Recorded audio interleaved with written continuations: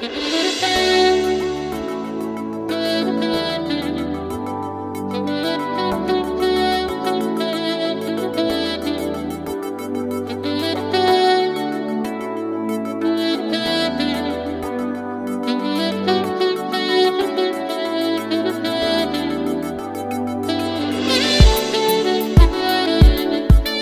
to Talking Points.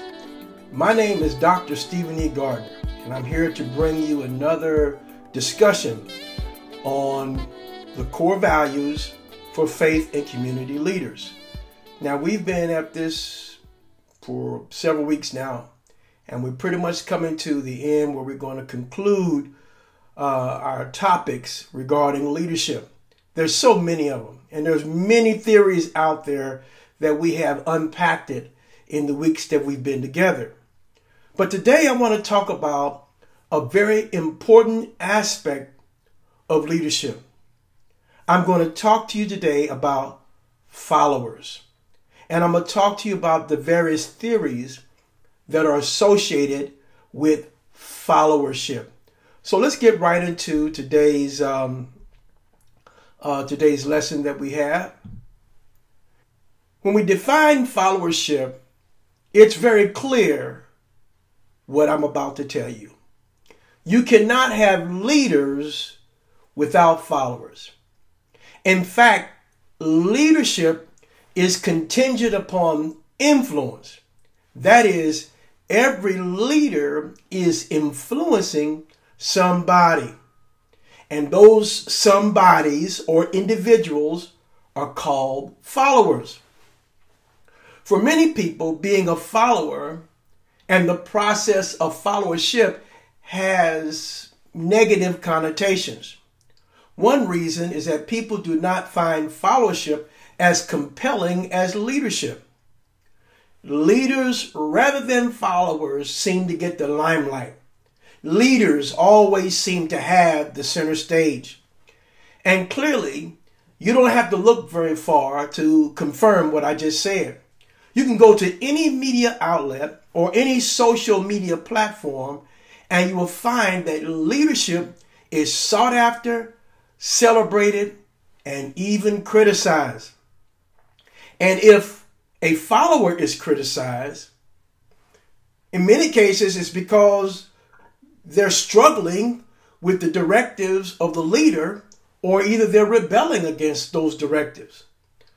So today we're going to look at followers from a totally different perspective. And one of the ways we're going to look at it is that we're going to look at the shared relationship that exists between leaders and followers. So let's define leadership, or rather, let's define followership here. Followership is a process whereby an individual or individuals accept the influence of others. What's the purpose? To accomplish a common goal. So followership is a process whereby an individual or even a group of individuals accept the influence of others for the unique purpose of accomplishing a common goal. Followership has an ethical dimension. Like leadership, followership is not amoral. What I mean by that? It is not morally neutral. Followership carries with it a responsibility to consider the morality of one's actions and the rightness or wrongness of the outcomes of what a follower does. So there's a moral responsibility here, and there's a moral obligation associated with followership. Now, followers and leaders, they do work together to achieve common goals. And as I've already alluded to, that both of them share the moral obligation regarding those goals. The ethical consequences of followership pertain to the character and the behavior of followers and the impact that follower's behavior or character has on the organizational outcomes. Well, Followership can be divided up into two categories. One is called role-based, and the other one is called relational-based. And first, we want to discuss the role-based perspective regarding followership.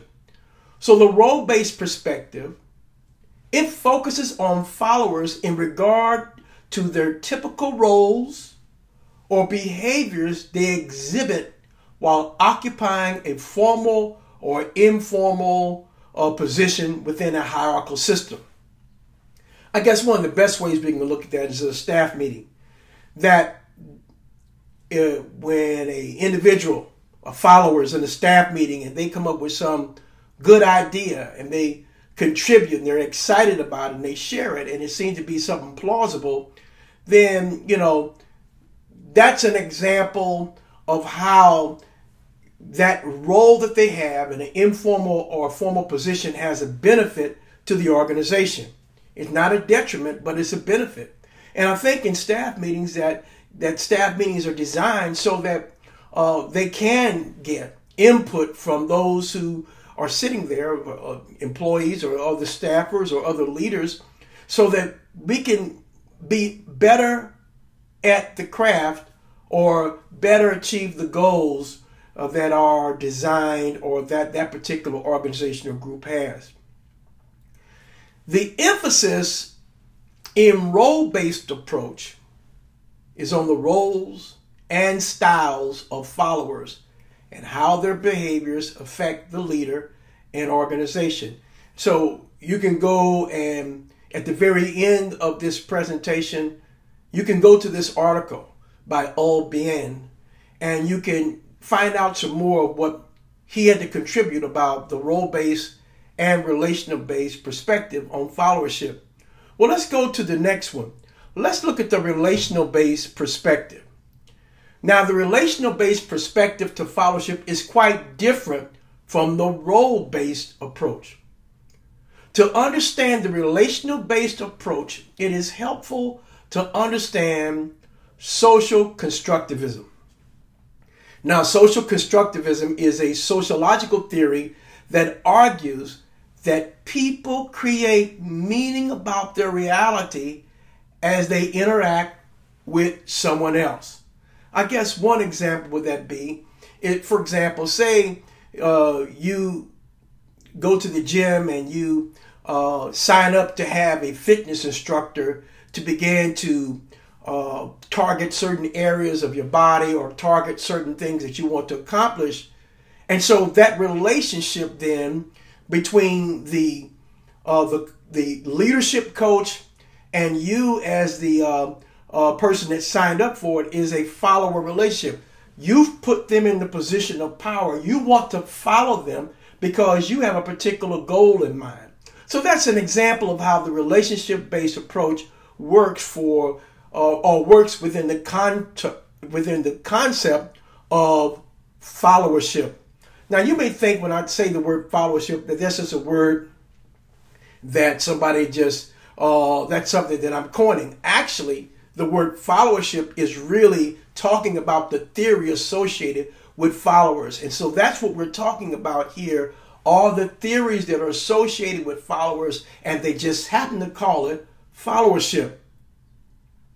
Now, according to the social constructivist perspective, followership is co-created by the leader and the follower in a given situation. As we just mentioned about the fitness instructor, that's that is a shared relationship. It is situational. It is based upon, in that case, what the leader wants or what the leader can provide and what the follower is accepting. The follower is open to receive the influence from that particular fitness instructor who happens to be in the role of the leader. So when we think about followership in this case, it is focused, guess what, on the interpersonal process and person's attempt to influence and the person's response to the influence attempts. Followership in this case is focused on the interpersonal process and one person's attempt to influence and the other person's response to the influence attempts. So, on our next slide here, we're going to look at these 4 typologies of followership. And this is adapted from Conceptualizing Followership in a review of literature by B. Crossman and J. Crossman in 2011. And so we're going to look at some of these things here, and hopefully they're enlightening, that it would leave you with a sense that, wow, there's a lot to know about followers. Just like we've been learning, there's a lot to know about leaders. And all of these concepts and ideas are theories that do help us to be better at followers and also better understand leaders as well. So let's look at some of these typologies of followership. Now, the first one is Zelznick. He mentioned this in 1975. And let me just talk briefly about his typology. Now, he was trained in the psychoanalytic theory. And these follower types are based on psychological concepts. In fact, he depicts follower responses to inner tensions regarding authority. So what he says, or these are tensions that are emerging from the inside of the follower. And these tensions, he asserts, may be unconscious, but can often come to surface and influence the communication between the leader and the follower, or that leadership or followership relationship. So the 4 things that Zelznick mentions is that he sees followers as either withdrawn, masochistic, compulsive, or impulsive. And many of us that are leaders probably have identified with an individual that may be withdrawn.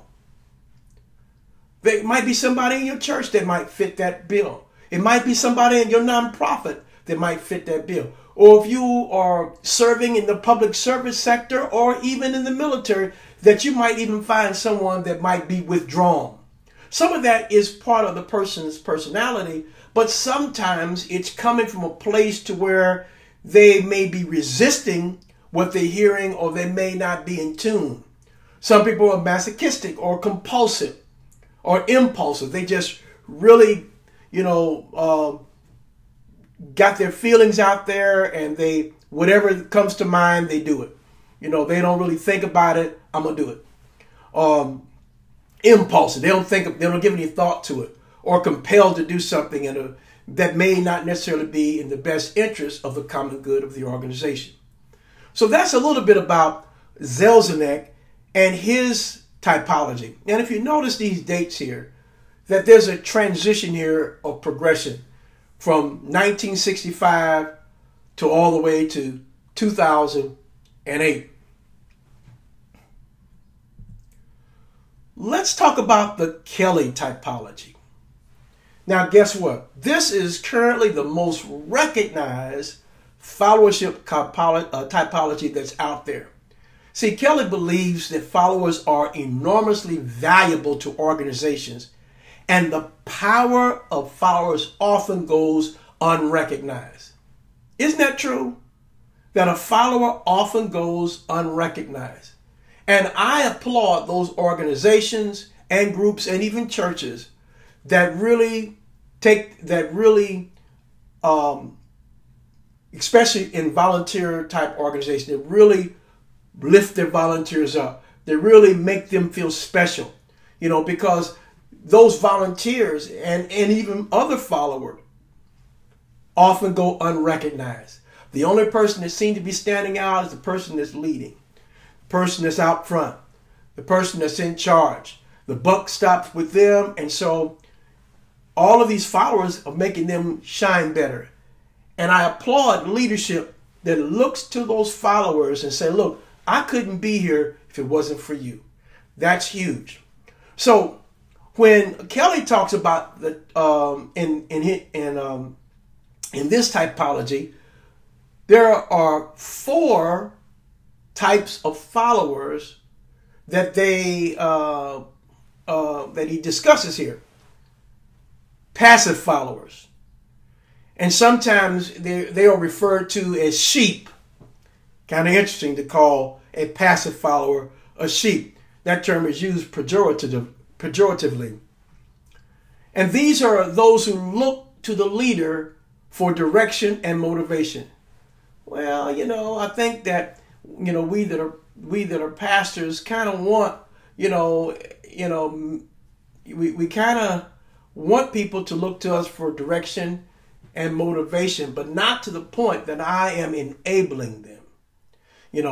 We have the Word of God, we want to share it. But if I'm in the process of enabling that individual and not empowering them, then maybe, maybe there's something else to be said about my style. But in this case, passive followers they look to the leader for direction and motivation. But then there's another category of followers that he refers to as conformist. These are yes people, brown nosers. These are people that are always on the leader's side, but they also still look for guidance and direction. Then you got alienated followers. Now, this group of followers, according to Kelly, are those who think for themselves and exhibit a lot of negative energy. They think for themselves and they exhibit a lot of negative energy. Then you have another group that's called pragmatists. And these are fence sitters who support the status quo but do not get on board until others do. Now, I kind of like that. They sit on the fence. They just kind of laid back, kind of see what everybody else do. And then when everybody else gets on the bandwagon, they jump on the board as well. They support the status quo, but do not get on board until they see somebody else do that. So you got 2 different types. You got the alienated followers. Those are ones that produce a lot of negative energy. But then you got the pragmatists who are fence sitters. And then there's another type of follower that Kelly outlines here, and they're called exemplary followers. They're sometimes called the star followers. These are those who are active and positive and offer independent, constructive criticism. They're active, positive, and they offer independent, constructive criticism. One thing that I think a lot of individuals do not like, whether you are as a manager or whether you are a leader or director is someone to give you some criticism that's not constructive, or someone to try to tell you what the problem is without offering a solution. Presentation is always important. And I think that one of the things that the followers need to know, that even if you have a beef or an issue with something, is how you present that to the person that's in charge. And sometimes there's a chain of command or a protocol or procedure that you go by. But if you just go off the cuff and all mad, even though you might be right in what you're pointing out, what you've done, you've shut down the leader-follower relationship. So sometimes we have to just really think about how we're going to share what's on our heart that might be bugging us, and then take thought in what's the best way to do that. Sometimes to be able to figure that out as a follower may be to maybe talk to someone that you trust, that's not that you can run it by and say, look, I want to share this with my with my leader. I want to share this with my supervisor, whatever it might be. How do you think it sounds? And that's important. Presentation, in a lot of ways, can result in how a person interprets what you mean. They can take it positively or negatively. Well, let's look at another one of these typologies here. And that's Shaliff's typology. Now, he believes, rather than serving leaders, he argues that followers serve a common purpose. So he sees the leader and the follower serving what? The common purpose. And both the leader and the followers are working together to achieve these common outcomes. So that's a different way of looking at it. That the leader and the follower are serving a common purpose. And so he has 4 different styles of individuals that he identifies as followers. And one he identifies as resource. This is a person who does just enough to get by. Hello. I'm only going to do enough to get by. They're not going to go above and beyond the call of duty, but they're going to do just enough to get by. Or should I say, just enough to not get fired or whatever the case it might be, or not get reprimanded. But then you have this other kind of follower who's the individualist. Now, he's often marginalized by others. The individual speaks up and lets the leader know where he or she stands. So they don't just sit back, and just let anything happen. They and they're marginalized. Sometimes, I got to stay away from that person. This person always has an opinion. But they'll speak up. And they'll let the leader know where the leader stands and where or they'll let the leader know, rather, where he or she stands. And even the individualist, if you find yourself in that particular category, again, presentation is everything. How do you present? Think about what you're going to say. Not saying that you should not speak up for yourself, but do you want the message received? And so sometime in order for your message to be received, it's how you deliver the message that needs to be heard. The next type of follower he identifies is the implementer. Now, this person is often valued by the leader because implementers are supportive and get the work done. But on the downside, they fail to challenge the leader's goals and values. So they'll implement, but on the downside, they'll fail to challenge the leader and their values. Are you saying that leaders need to be challenged? I say yes. That leaders should be challenged or should be open, to receiving input from followers that may challenge a way that they're doing something. Because I believe in organizations and groups that it's supposed to be a learning organization. And that each person, both the follower and the leader, should be aware that they are in an interdependent relationship. And so therefore, there is a give and take. There's an exchange that can occur. And it's these kind of organizations that have mastered this interdependency, that have seen huge success in their group and in their organization.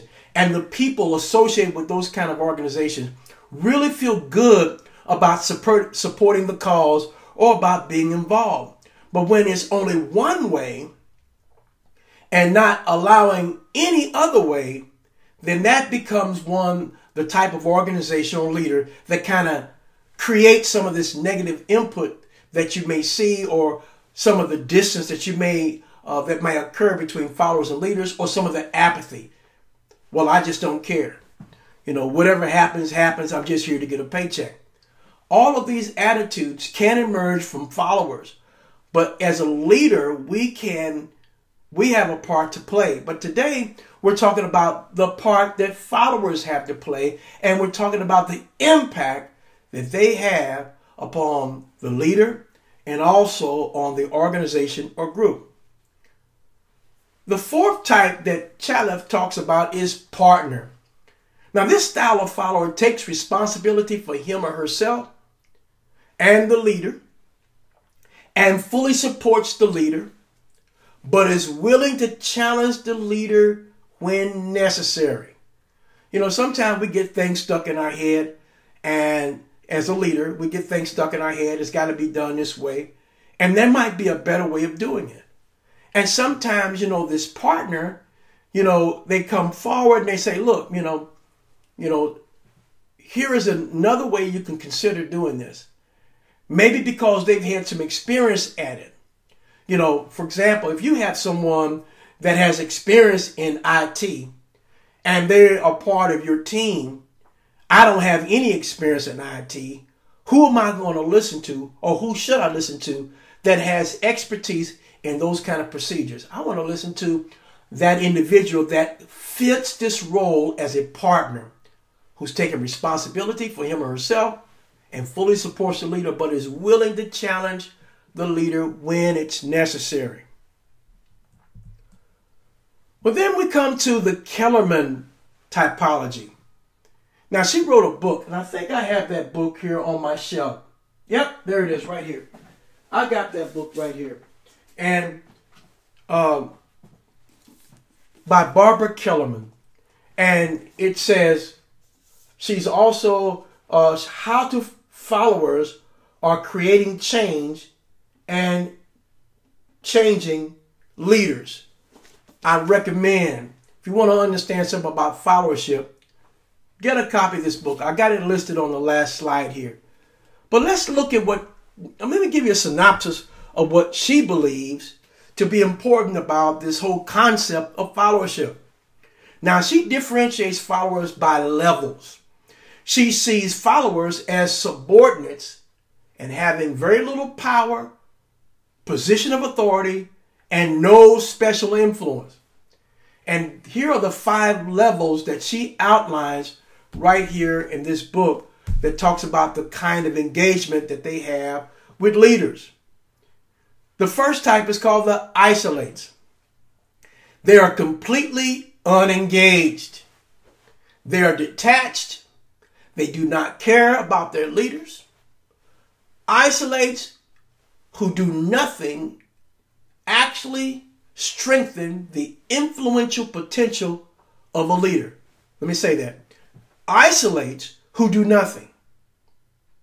They actually strengthen the potential influential position that the leader has. For example, when an individual feels alienated from the political system and never votes, elected officials end up having more power and freedom to exert their will. That's why you should get out and vote. Otherwise, you are a follower as an isolate. Just saying. Bystanders.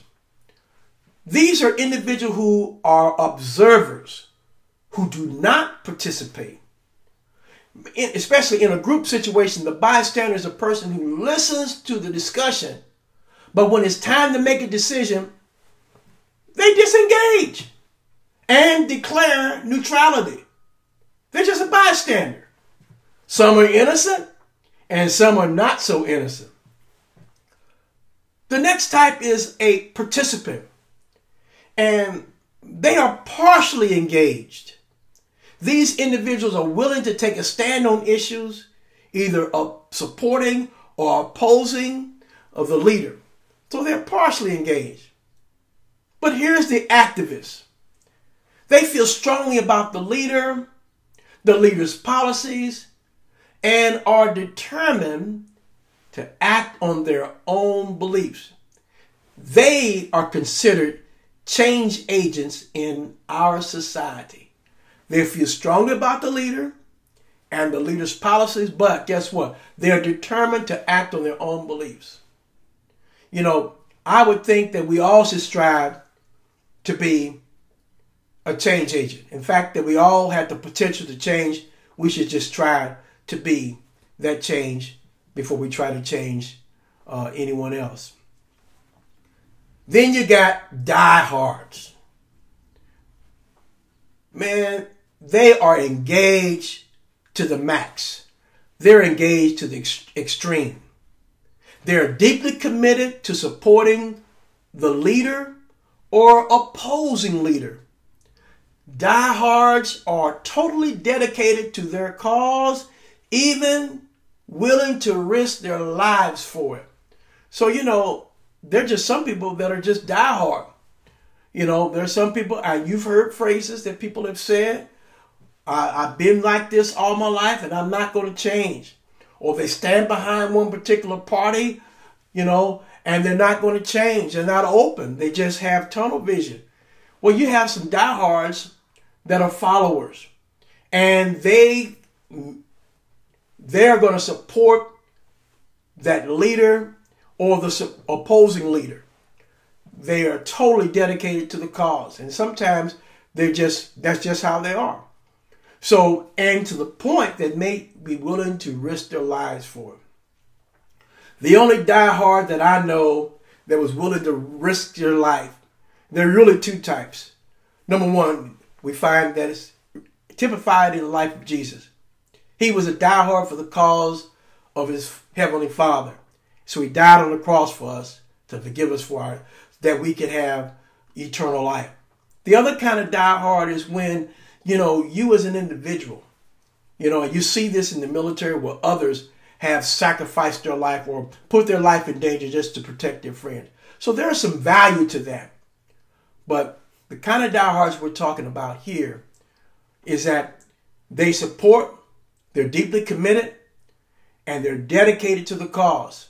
And you need to have people like that on your team, but you don't want people following you blindly. You want people to at least have their eyes open and at least challenge you that maybe there's some things that you don't see. There's an angle that you haven't quite considered. That's the value that you can find in people that have very little power or authority or no special influence. That type of individual in an organization or group is a follower, which I believe is a wealth of resource that's around that particular that's in that organization that can help both leaders, managers, and the mission help move it toward a common goal and common success. Well, lastly, I want to talk about something that we all need to consider and think about, and followership and destructive leaders. And we all know that there have been examples of this that are out there in this life. Individuals that were destructive leaders, and yet, people, because of fear or because they fear they couldn't tell this person anything, or they fear that they might experience some sort of isolation, or whatever the case it might be, they follow a destructive leader. And we all have this need within ourselves to be validated, this need to feel special and important.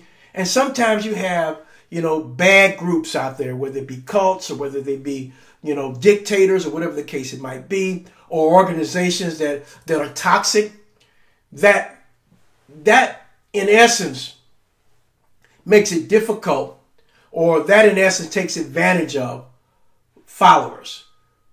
Let's look at this. There's another side of followership in which followers can play an unproductive and even a harmful role.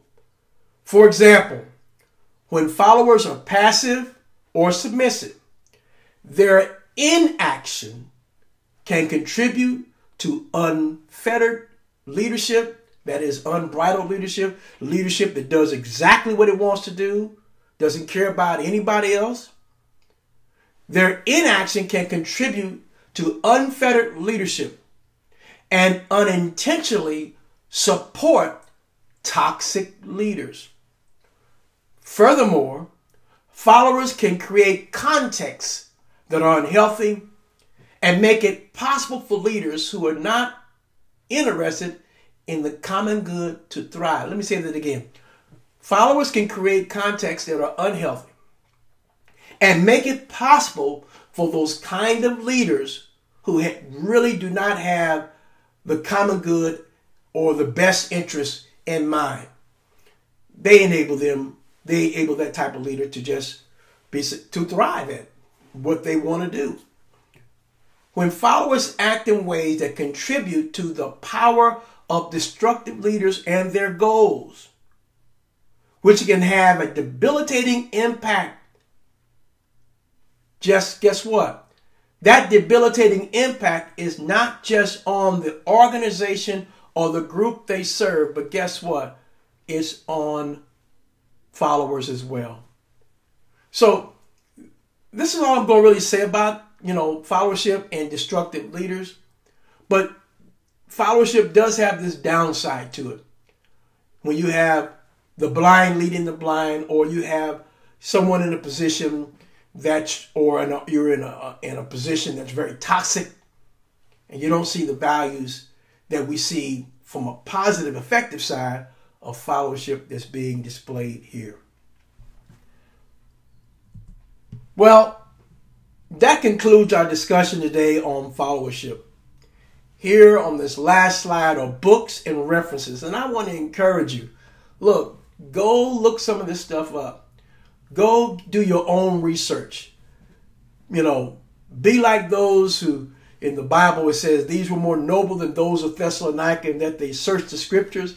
Well, I'm saying search the references to see if what we're talking about is so. Because in the life we live as leaders and as followers, we need to have information. Information that can inform our practice. Information that can improve our lot. Information that can contribute to the interdependency that exists between leaders and followers. Well, I trust you've been blessed today by this segment on followership. Come back again next week on Talking Points as we conclude our series on core values for faith and community leaders. God bless you. We'll talk to you then.